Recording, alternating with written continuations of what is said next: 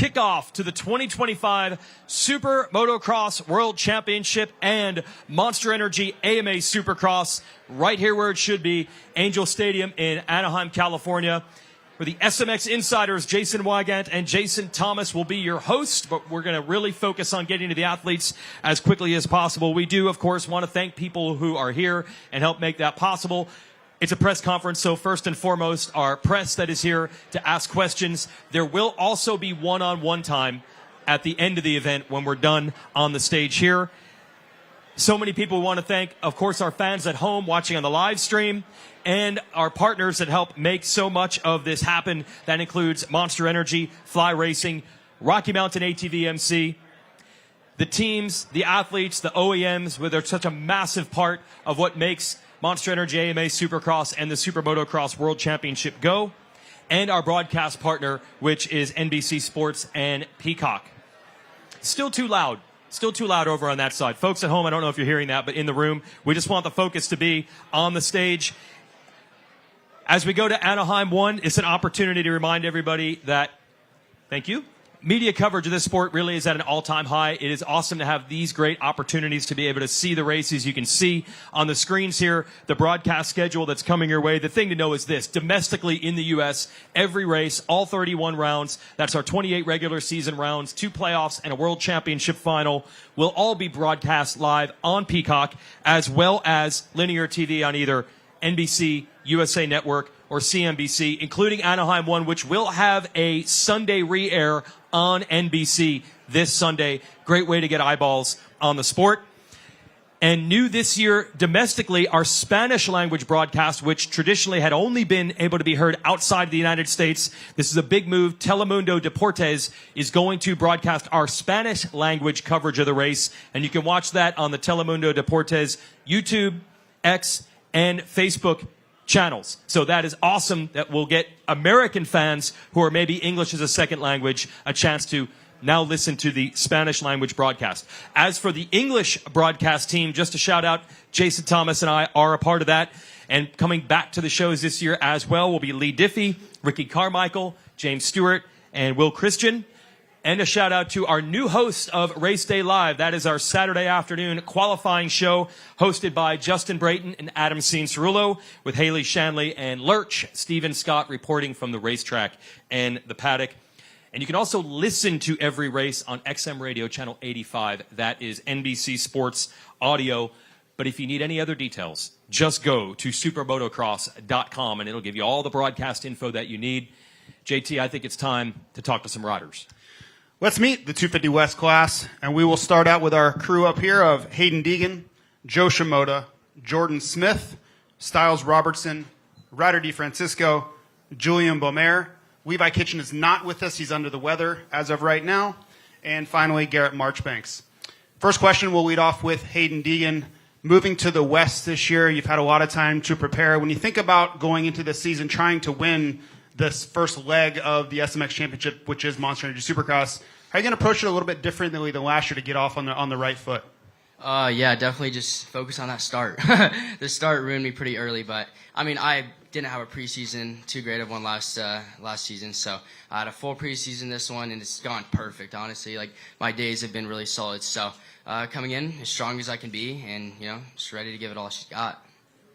We will open it up to the media. Alex Gobert, if you'd like to start. Yeah, thanks, Alex Gobert, MotoOnline.com. For Julian Beaumer, you made it really evident during the SMX media days here at Angel Stadium that you were coming into this season, you know, with the mindset to win. Can you speak to that mentality and tell us your position right now heading into the opening round? Yeah, for sure. I'm in a really good spot.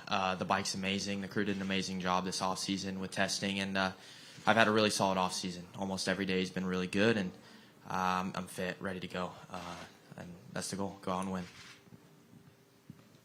We'll pass it around. I do want to say we're going to try to hold to 1, maybe 2 questions per media outlet just so we can make sure we get all the riders in. You can go ahead. Mitch Kendra from Racer X. Let's go to Jordan Smith here. Obviously a new team with a triumph and everything. How are you feeling heading into Anaheim 1? Going to be the first race on that bike? Yeah, I feel good. We've had a pretty good offseason as well. We got started pretty quickly after the SMX rounds, and yeah, it went pretty good. It was kind of a smooth upward trend of progression throughout the whole off season. So you never really know with the bike until you kind of get on the racetrack. It's always different than the practice track. So I'm looking forward to it. I feel really fit. I've built a good base throughout last year, and just trying to build off that, and feel good and excited. Zach Newberry, Transworld Motocross, motocross.com. Styles Robertson, been a long time since we've seen you, over a year. Talk about everything that's been going on, and for you to get to this moment right here, back to racing, and probably a little bit earlier than you were expecting. Yeah, Tuesday night I got a call. Unfortunately, with Julie getting hurt, they wanted to switch it up. So, yeah, I mean, I'm just excited to be back behind the gate. It's been so long, and yeah, my bike feels good. I feel pretty good, so I'm just excited to see where I stack up. Dan Beaver, NBC Sports, for Joe. Last year, such incredible progression, starting out at the beginning of each of the seasons.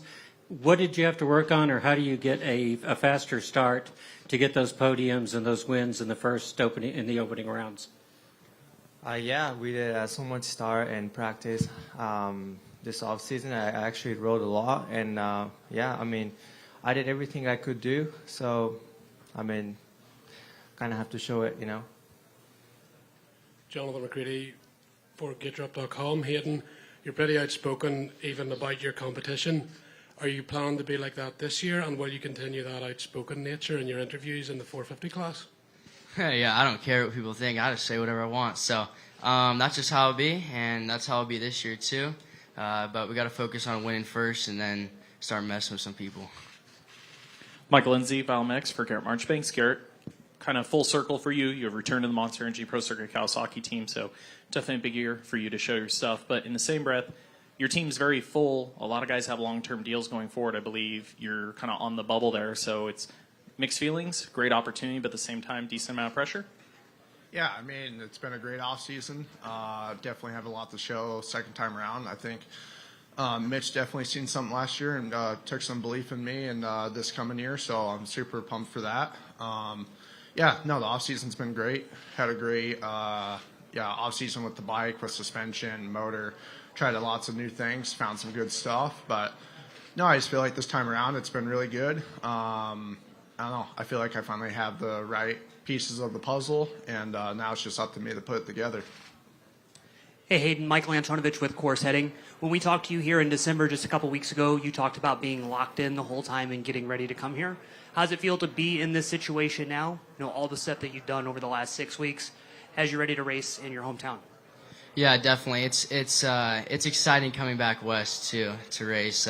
Just like Fox this year, when you come out here to race, it just feels like home. And honestly, when I get on my own dirt, I feel like I can just take off. So that's why I kind of made that step too. I'm like, I'm a West Coast guy. Like I could ride an East Coast track really good. Obviously, you guys seen that outdoors and too. But West Coast, that's just my stuff. So I'm excited. Obviously, A1 max pressure. Right, you got the sold out stadium.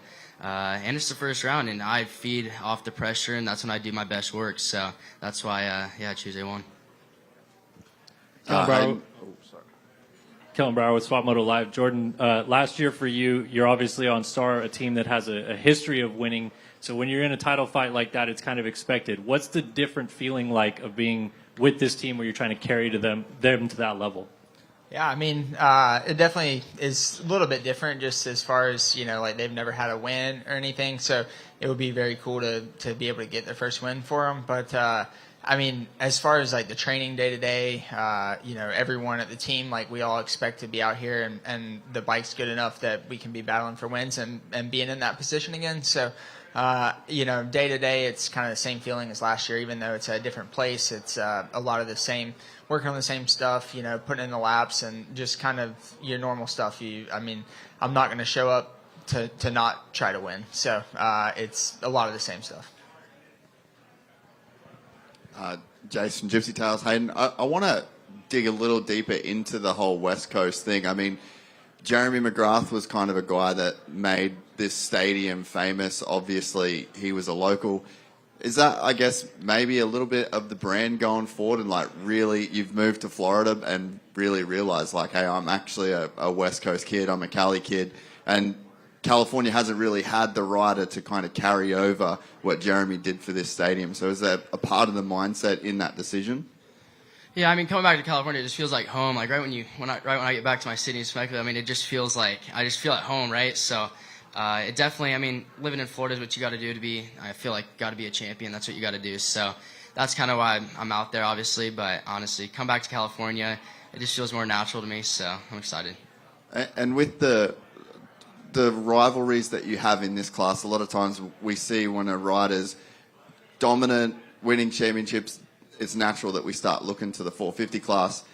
Is there a rivalry already with some riders in the 450 class? I mean, those guys like literally speak on you, and you haven't ever raced a 450. So I guess how do you feel about that going into these next couple of years as you sort of start to look more at the 450 class?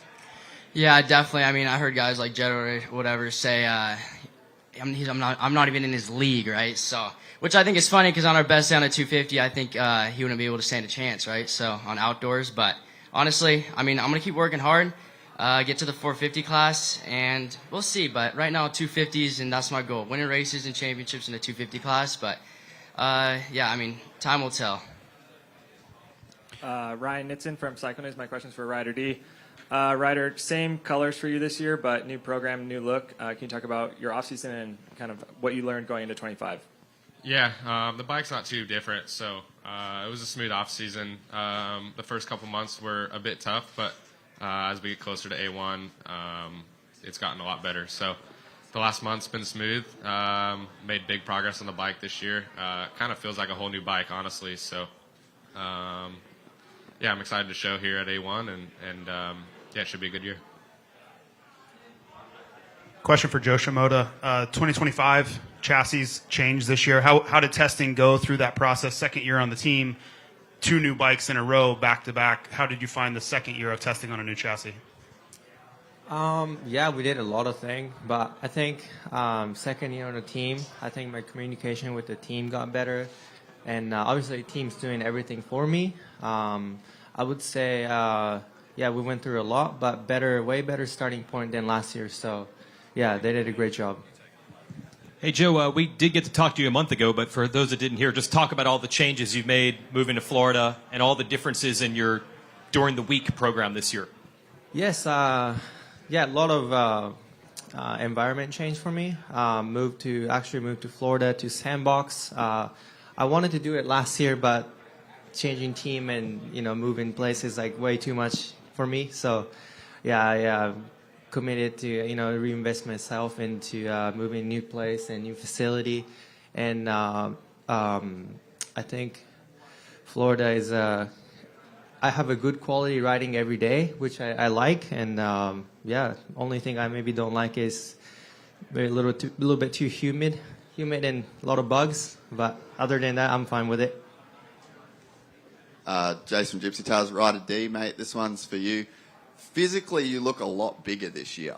You're a guy that went pro fairly young, out of the amateur ranks. Can you actually feel the difference in you just turning into more of a man as you progress?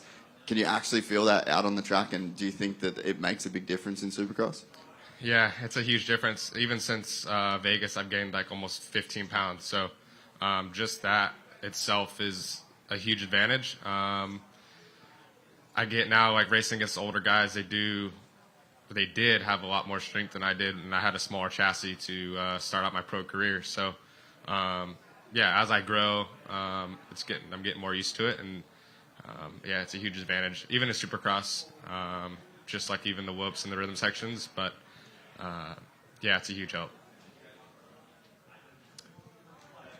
Dave Arnold from Dirt Sports World. Julian Beaumaire, Juju. So I've known you for years in the watercraft industry. Do you think racing the stand-up watercraft has been a benefit to your Supercross career going into it?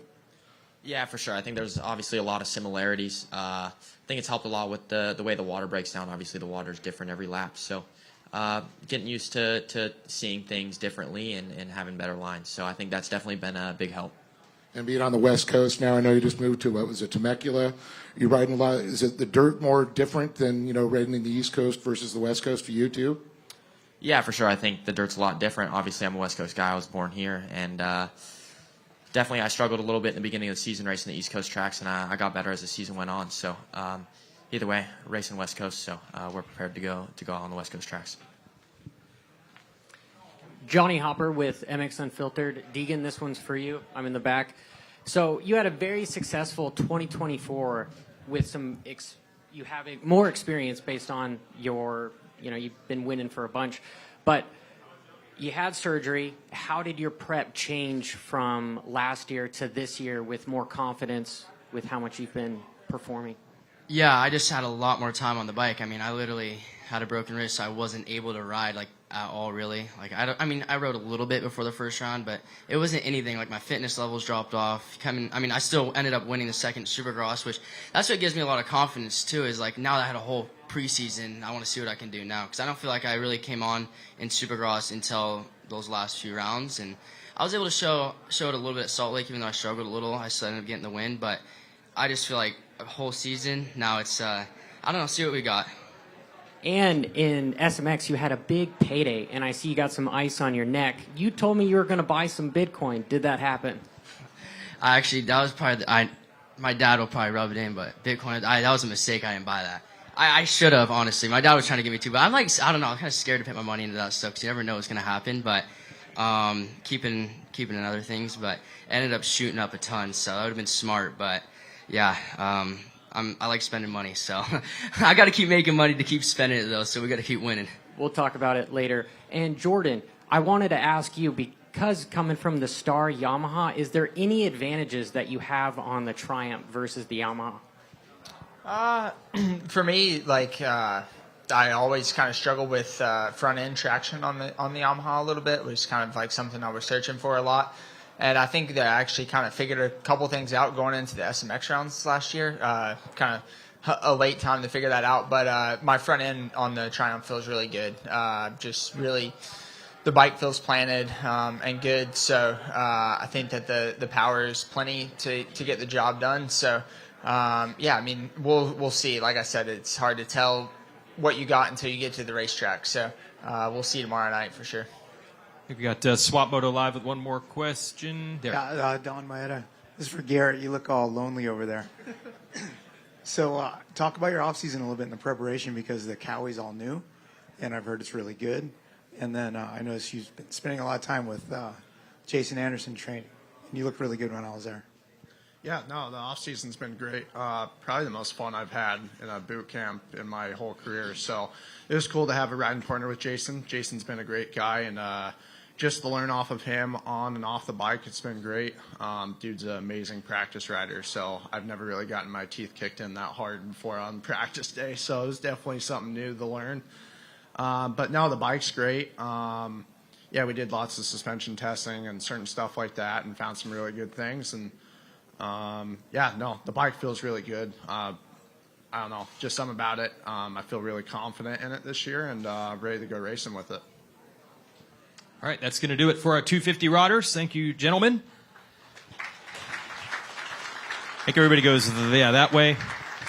We'll try to keep them here for, again, one-on-ones. We will transition into the 450 class in a moment, but we do have an announcement to make today. We're going to do it right now. The dates of all 31 races within the championship have already been announced, but today, for the first time, we're going to announce the locations for the Super Motocross World Championship playoff and World Championship Final. So here it comes. You can look at the screen here. We will return for the first playoff round to North Carolina, a very popular round, great motorsports market there to be at ZMAX, Dragway, at Concord.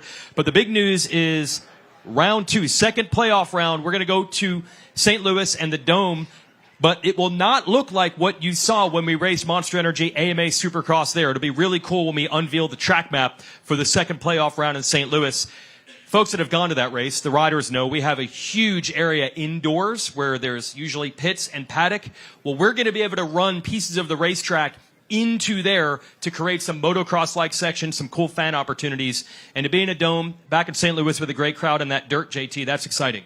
Yeah, I think the dirt might be a little bit of an upgrade over round 2 of the playoffs last year. But yes, like you mentioned, having those spectator areas, going through the tunnels, having motocross sections in the convention center of the complex is really going to add to it and really create that hybrid experience in the playoffs that we're looking for. So I think most riders love going to St. Louis for the reasons you mentioned. Great dirt, great atmosphere, and I think the playoffs will deliver that as well. Yep, and then the World Championship finale, it was a home run to return the sport to Las Vegas, and we will do it again with the Strip in Las Vegas. That'll be the finale. You can see the dates on the screen. Supermotocross.com for info, and the pre-sale for tickets begins January 28th. And let's transition to our 450 riders, JT.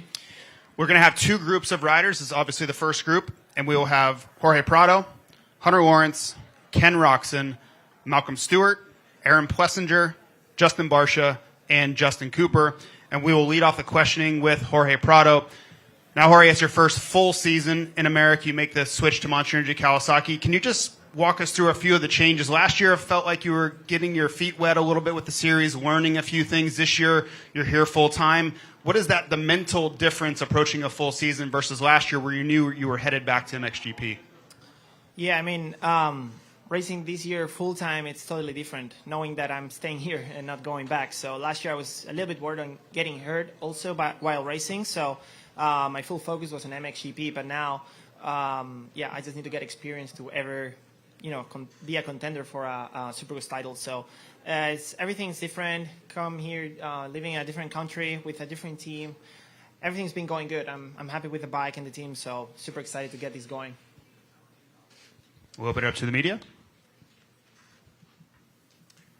Johnny Hopper with MX Unfiltered. Ken Roxon, this one's for you. You came from an incredibly good season last year. However, there was some bike issues with the Suzuki. Has there been any changes from the 2024 to 2025? Yeah, we got a couple of little changes. I changed to RAP suspension, which I've been, we all go through the, trial and error and trying to set up the bike and whatnot, but I've been pretty stoked with how consistent it's been feeling and just trusting the bike. And I think the biggest change that we have made as well is I've gone to a factory transmission, which I actually really, really enjoyed once we put that in. Just helped the bike ride a little bit lighter and a little bit different power, I guess, and I think that made the bike a lot better. And so those are a couple of little changes. I mean, besides that, everything's the same, but those are two very big components of a bike. So I'm excited to put it on a racetrack here, and as I have not raced with the factory transmission since basically 2016, so I'm just excited to put it on the track and see what it feels like. Don White at Swap Moto Live. Jorge, Jason already touched on it, being here full time, different attitude. What was the biggest adaptation for you getting on the Kawasaki KX450? Well, I need to say that adaptation was pretty good. I'm very happy with the bike already since day one. I pretty much felt like I've been riding the bike for long, so this was pretty cool. I think the team has already a very good base setup, so for me to build from there was kind of not easy, but we already had a good base setup. So as soon as I'm getting to speed, we make small changes, but like I said, I'm very happy with the bike, the team. They all helped a lot to get me feel comfortable and to make me a better rider. So, yeah, very, very happy with the Kawi. I have a question. Jorge, you and I talked about this in the off-season. By chance, we started a Spanish language broadcast for the first time last year, pretty much the same moment you came over. Now you're here full-time. Now people can watch that in America for the first time with Telemundo Deportes. Talk about trying to build your fan base and find your spot in America, but to have that at the same time also. Well, I think it's very important to get the Spanish-speaking people to watch, let's say, Supercross, Super Motocross. And yeah, here in the U.S., I mean, at least in this side of the U.S., I feel like everywhere I go, I can speak Spanish. So it makes me feel more, let's say, at home. And I think we can reach to so many more people getting the show in Spanish. So I think it's good for the sport and obviously good for me too. Scott Yarjo, Moto Now blog. Malcolm, we saw you have a full year for the first time last year. How was your off season after that, and how much of a difference does that make to you going into this year? Oh no, it's for me. Last year was a little bit of a struggle in the beginning, and then towards the end of the season, it was actually starting to come around where I started feeling really comfortable. But getting all 31 races under my belt was really good, and then of course doing the Paris race that was awesome. Pretty awesome for me to just do and mix it up with a few of the guys that come over here to go over there and do it. And then again, we had a really good off season, so. I just kind of had the mindset. I was like, if I can just keep myself on the motorcycle and just learn more the bike and everything, just keep myself loose, I feel like I'll be ready for 2025. And so far, all that has come about, and I'm feeling really good, a lot more confident going into this year than I was last year. Yeah, Alex Gobert, MotoOnline.com. For Aaron Plessinger, last year in Supercross, it was quite a convincing season for you. So how do you build upon the form that you displayed 1 year ago, and where do you set the expectation for 2025? Yeah, my expectations for this year is to just do more of what I did last year. Unfortunately, I got hurt at the end of the season. I think I would have finished the season out stronger. But, yeah, my overall expectation is to, get more than one win this year, get good starts, be consistent, and just try and be a title contender. Under Lawrence, Jonathan McCready, GetDrop.com. You ended the season really strong last year. How has the testing been for Supercross on the new Honda, and is a title the goal here for you? Yeah, it's been good. Obviously, last year we didn't start off the best, and we kind of fought our way through the Supercross season and finished off strong, but we're definitely in a better place with the bike and myself this year, so it'll be good. Obviously, everyone feels really confident in their bike and set up in themselves, and until Saturday A1 comes, and then everyone kind of either panics or kind of reaffirms, no, we're in a great spot, so we're excited. Hey, Michael Antonovich with Course Heading. This is for Justin Barsha. I can think about how many times I've seen you sit here on the weekend before Anaheim 1 and go out and win. You're a different factory rider this age. You're a young guy getting in, however it is. Now to see you on the gas, you're a dad, you have another kid on the way. You're already looking at the next stage of your life. As a guy that's done it so many times, how does this Anaheim 1 feel compared to past ones? Feels very similar to all the rest. Still got the butterflies and the nerves. Woke up this morning and, feeling like it's race week in Anaheim. Still feel like a young kid going racing again. Not a lot has changed, obviously. A lot has changed, family life, kids, and things like that, and growing up. But all in all, still feel very similar. Got the little nerves today, seeing all the familiar faces, and but a lot of excitement. I'm really looking forward to going out there and riding, and that's when it starts feeling better, when you got on the track and you ride. And but yeah, I've had a really good off season. It has been a lot of new stuff this year. Fresh start, really. I put a foot forward, and really excited. It's been good, and had a lot of fun riding with Aaron and Malcolm, trained with Eldon, and the whole Rockstar Gas team has been really good with me. So we're in a good spot, and we'll see when we get out there as well. To do the same thing, it's the same job that you've always been doing, but you're doing it in a different way now. How reinvigorating is that to attack it this year, working with Eldon, doing the work that you did down at the Baker's factory? Yeah, for sure. It was really good, honestly. Being at Eldon's, his facility's awesome. Pretty much for me, it takes stress off my plate. I'm able to go to the facility, do my work, go to the gym, and then go home and spend time with my family. So really, it just took stress off my plate. I'm able to spend more time with my family. I do the work at the compound, and then I go home and do my thing. So really, it just simplified my training program, my riding program. We have Seth down there taking care of all the parts and bikes and all our mechanics, and it was just really just a simplified off season. It was quite nice and less stressful. Steve Mathis, LVK show. Sorry, Gypsy. Justin Cooper. This is a good, big year for you. You had a nice season last year. Obviously, you've got to be thinking like you can win one of these things, right? You got on the podium last year. Do you feel like you're improved? Do you feel like a win is now the goal for you? Yeah, I think last year was it was obviously a big year for me, and didn't really know what to expect for myself. Kind of getting into the class, it was really important for me to just have that full season, I think, and obviously started to build in a good way through the end of Supercross, and then into outdoors was really good. So I think the most important part was just getting all that racing under my belt, the experience and all that stuff, and just feel a lot more comfortable now. Going into this year, I'm in a lot better of a place mentally, and I think, now the goal is to just use what we learned last year and put that into effect. And I think a win might be there. So just more podiums and just want to be up there in the fight.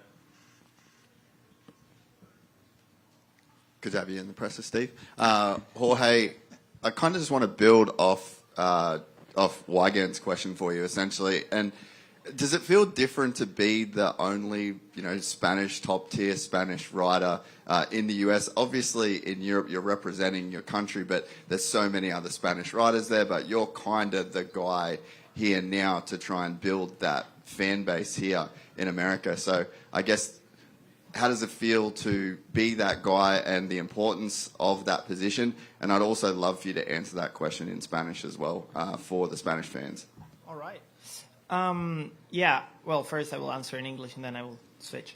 I think it's cool because I feel like I'm representing, let's say, Spain, obviously.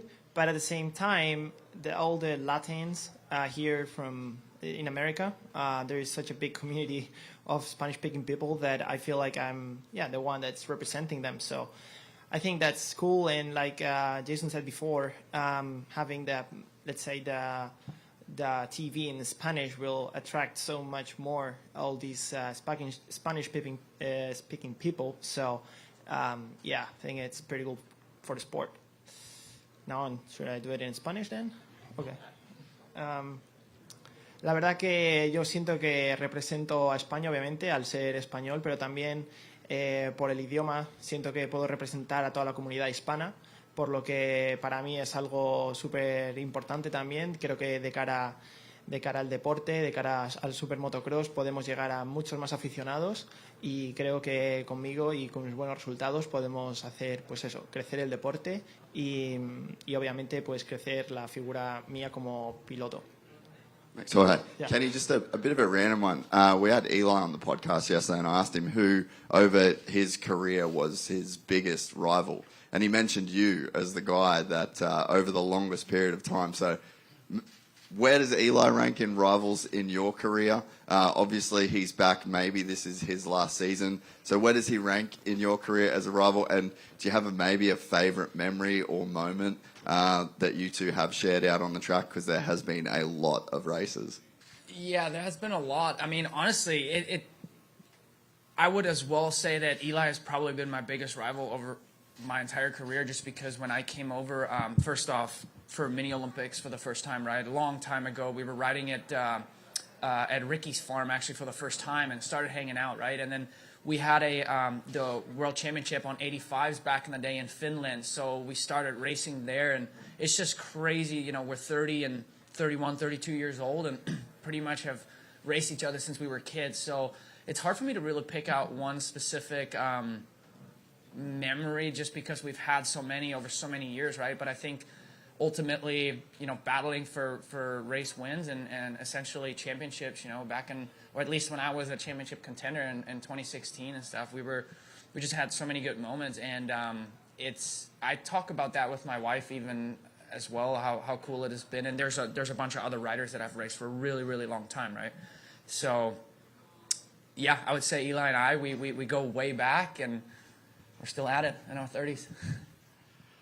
All right, that's our time for our 450 guys. Good answer there, Kenny. We will send you folks that way. There will be one-on-one time with the athletes as well. We have another batch of 450 riders coming up. While they take the stage, we're going to mention... Hey, oh, yeah, you can cheer for them. A topic we hit many times with Jorge Prado. Yes, the Spanish language broadcast can now be heard domestically in the United States this year, but there is, of course, a very strong component if you're out of the United States to be able to watch the races via the SMX Video Pass. Over 150 different countries were watching the races last year. We will have the Spanish language broadcast, the English language broadcast, and new this year, the French language broadcast.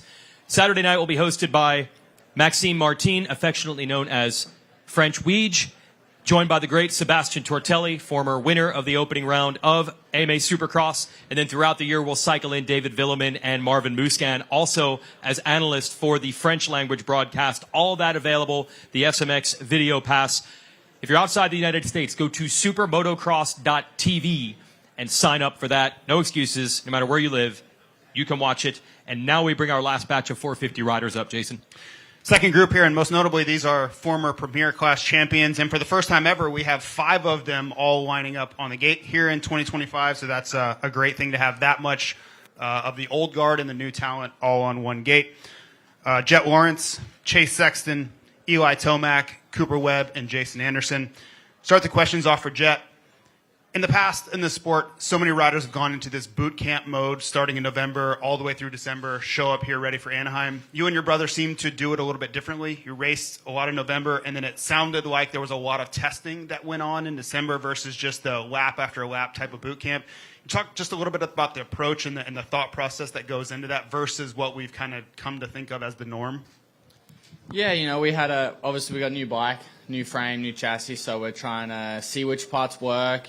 Show is always coming out with more parts, better parts, see which work, and we're kind of doing the eliminated kind of thing, we got to see which works. Okay, this part works and it's better, but now we got a problem with this part. So it's kind of had a lot of that, and we got a decent amount of laps, and it's good enough. We're going to do plenty enough this year for sure. So I think we're in a good spot. Where the bike's feeling good, and we're just excited to go racing. It's always you can have the bike perfect for practice, but sometimes for race, you get there and the bike doesn't handle like you want it to be. We were at that stage last year. We came in way too stiff, so I think we're in a good 8-ball right now, and I'm just excited. We'll open it up for the rest of the media.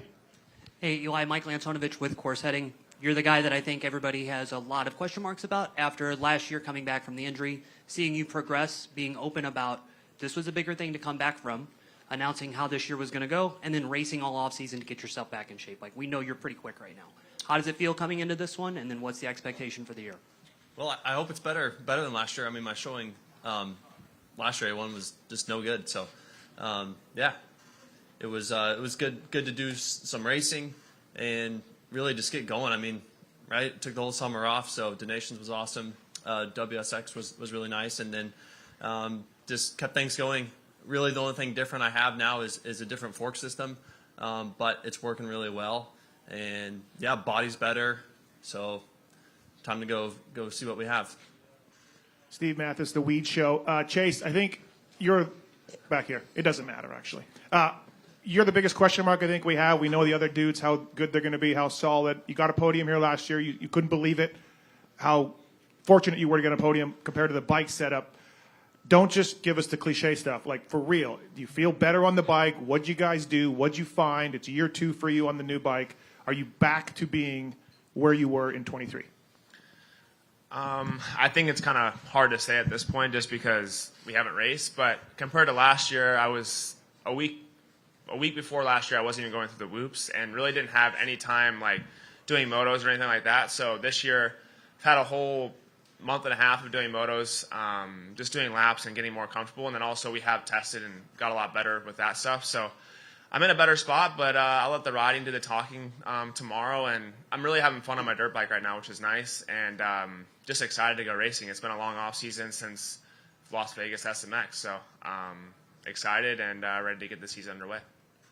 Jonathan McCready, GetDrop.com. Question for Jed. Jed, your style to me reminds me of the technique of Stefan Everts with the mentality of Ricky Carmichael, which is quite a deadly combination. Now that you've won everything in America already at 21, is your motivation to leave a legacy like those two guys have and Jeremy McGrath and have your numbers when you leave the sport on that level as one of the best of all time? Yeah, that's those records for me. Like you said, I've won everything I can win with a championship-wise. There's still some places I haven't won yet, so we can obviously have that motivation. But for those records, just kind of helps me wake up. You got to have those little small goals for each year that I have, but then I also have those big ones that some people question, but that's what makes me me. You got to have that long distance, because if I just go for each year little goals, I'll run out of goals and then I'm out of the sport early, so you obviously don't want that. I want to be in the sport for as long as I can and be healthy until I do get bored. But we set those stupid ones just so we have always a bigger target, it's kind of how I work. I've always been like that, and that's just me. Nick Steele, MotoOnline.com for Jet. Sort of a follow-up. I feel in the recent months for you, it's almost like a mentality change where you're okay if you're not liked. if you get pushed back, it's almost like you accept that now. What's those last few months been like, and is there a change? Yeah, I've kind of I always had a dull one last time I was here. I think, I just had the emotions kind of showing, and it's probably maybe think people have won, but I've gone back and assess it, judge it, and then change. I'm a human being; I can change. I'm allowed to have emotions, but it is what it is. I'm coming in still the same, trying to stay the same as I am, and not let other people change who I am. Because a lot of people do that, and I think that just shows a little bit of a weak mentality. I know I don't have that, and at a point I kind of almost did. So, but we're changed back now, and we're just focused on riding, man. Like, I get to do this as a life, so it's I'm living my dream. And people always have comments, but that's the reason why they have a phone in front of their face, because either way they're going to come and watch me either fail or win. So for either way, it doesn't faze me. You're still coming to watch. So, yeah. Johnny Hopper with MX Unfiltered. Sexton, this one's for you. A wise man once said, the ultimate measure of a man is not what he does in times of comfort and convenience, but what he does in times of challenge and controversy. And there is an elephant in the room with the financial instability of KTM. Is there any extra pressure on you to perform? No, I'm here to win, and that question's more for John Hines. He's here this weekend. And Eli Tomac, this is your swan song. What can we expect in 2025? Well, I don't want it just to be a send-off, and just mailing it in by any means. So I'm trying to just be a better me than the year past, even though, this is the last one. Hey, Alex Gobert, MotoOnline.com. For Cooper Webb, it seems like this off-season your form's been quite strong. So where would you, I guess, judge yourself, position yourself leading into Anaheim 1 this year compared to years past? Because you look like you're in shape, ready to go. Yeah, hopefully in a better spot than ever before, right? Like we always say, but it really is, right? It's my second year with the team. We had some great off-season races. We had a great boot camp, and I haven't changed a single thing on the bike. So for me, it's been a great off-season, pretty one you dream about. No real hookups. So yeah, we're excited to get up here. There's 5 champs up here. There's 5-10 more other guys that are able to win. So it's going to be an amazing year, and I'm just excited to see where we stack up and put ourselves in good positions. Scott Yarja, Moto Now blog.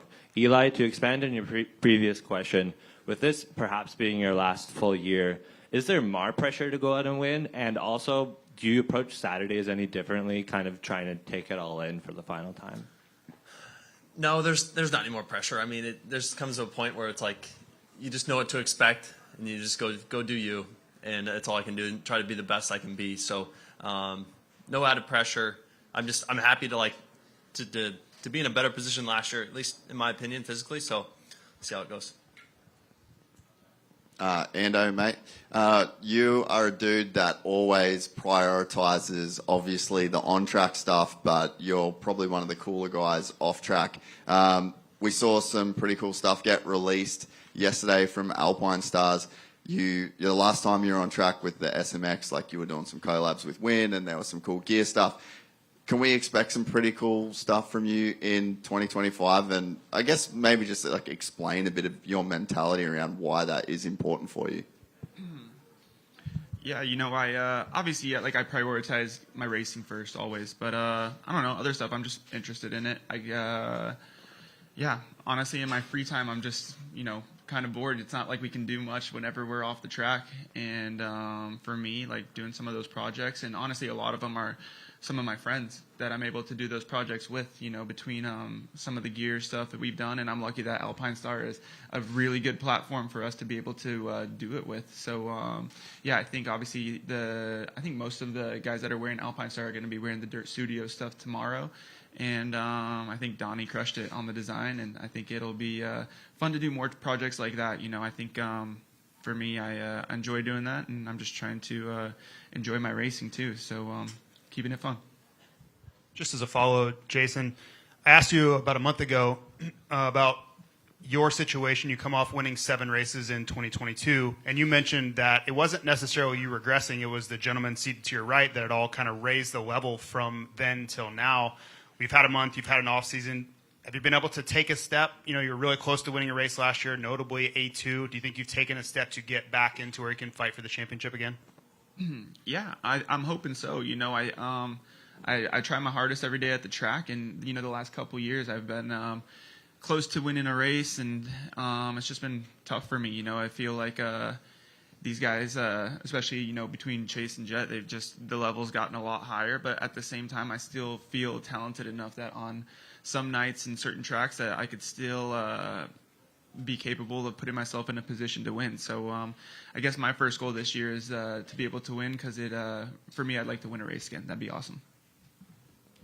Kellen Brower, Swap Moto Live for Eli Tomac. You've always kept your training program pretty tight to the chest, but it does seem like you spent a little bit more time at the goat farm this year. Is that the case? And if it is, how much different has that kind of set you up for this year? Yeah, I spent December down in Florida, so it was a good change up. I actually do enjoy it quite a bit more than California. So they've got 3 good tracks down there right now, and it's good to get in there with the 250 guys. I call them like the hyenas. You know, they're out there just whatever, always nipping at your heels every day. So it was a good time. Keeps you fresh when you're, you know, the crusty 450 guy.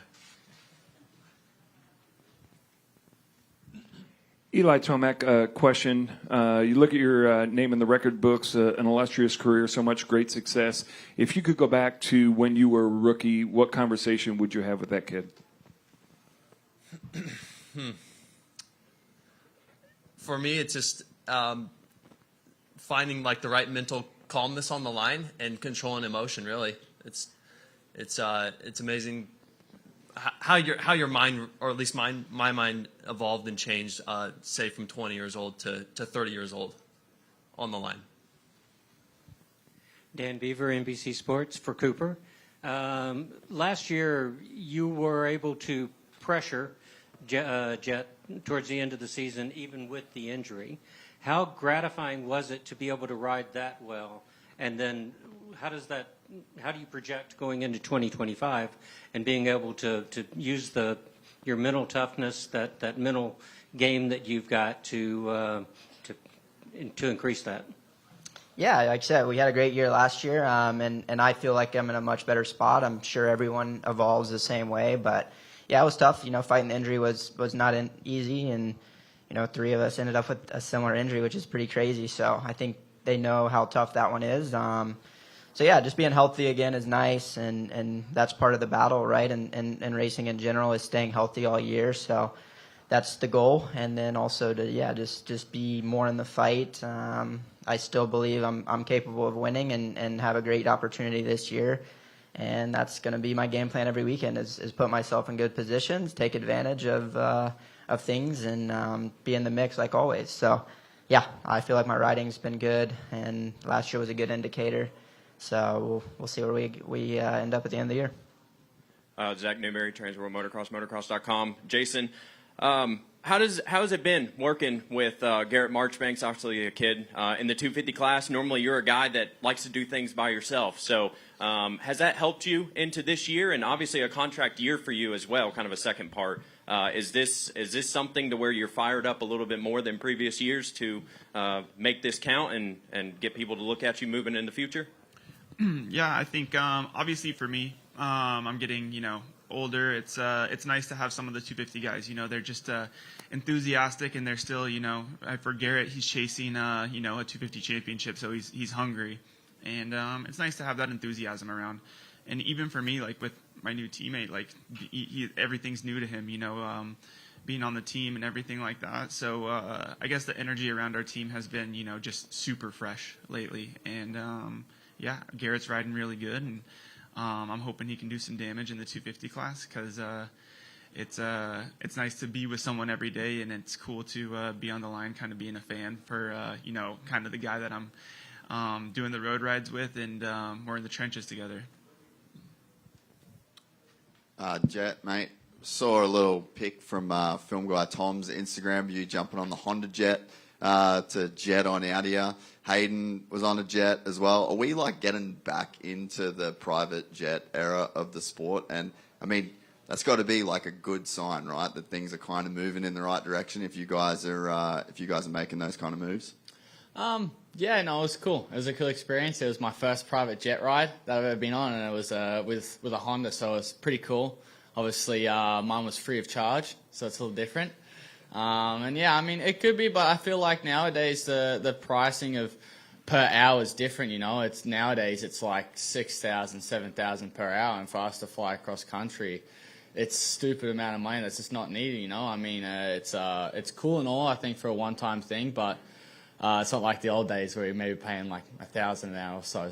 But no, I mean, it's cool we're getting back to that. I mean, personally, I'm always striving to make more money and make this sport, try and get it more higher like football and that stuff. I think we still got a long ways to go there, but we're getting closer. But no, it's good to see that. It's just cool that we're lucky enough and grateful enough that we can purchase those things, you know, with our sport doing well. Mitch Kendrick, Race Trucks Online. Let's go to Chase Sexton here. Obviously, the way the Super Motocross finale ended, you got hurt, just a racing incident, but then you missed Motocross Nations. We know you're a guy that gets fired up. I guess, did you have a bad taste in your mouth all off season? The goal was always to win, but were you kind of pissed off with how it ended and extra motivated coming into this year? I mean, for a week or so, I was kind of upset, but after that goes by and Motocross Nations was over, I kind of stepped back and go on vacation and kind of just chill a little bit. So, yeah, it didn't last long. I still have the same goal, and no matter how that series ended, I always come back and try and be better. So, yeah, it was a bummer. I think I made it like 2 corners into that race, but it was a racing incident, and I worked a lot on my starts this offseason because if I got a better start at that race, I wouldn't be in that position. So, yeah, that was the main focus this year, just getting off to clear air, and yeah, so try to do that and not be back there and in that spot. I got a final question. I'm going to go to you, Eli Tomac. You seem like you're in such a great place, and you have high expectations. Is there any chance at all that you could be back in this press conference next year? You said it's your last one, but what if you really like it and do really well? Any chance? 2026? I don't know. Depends if I throw up W's or not, so we'll see. Okay. I don't know is a yes, Weech. If there's any chance and you say I don't know, that's a yes. I'm taking the saying there's a chance answer, even though he didn't actually say that. Thank you to our 450 former Premier Class Supercross champions. And one-on-one time over there. Riders will be on the track at 1 o'clock. 1 o'clock, we'll have riders on the track, so you can get photos and videos of that. We'll be bench racing about that all the way into tomorrow. Again, we'll be racing Peacock. NBC will have a re-air on Sunday. You can see all the TV listings behind me on the screen. SMX Video Pass if you're international. That's it for our press conference. We will see you tomorrow.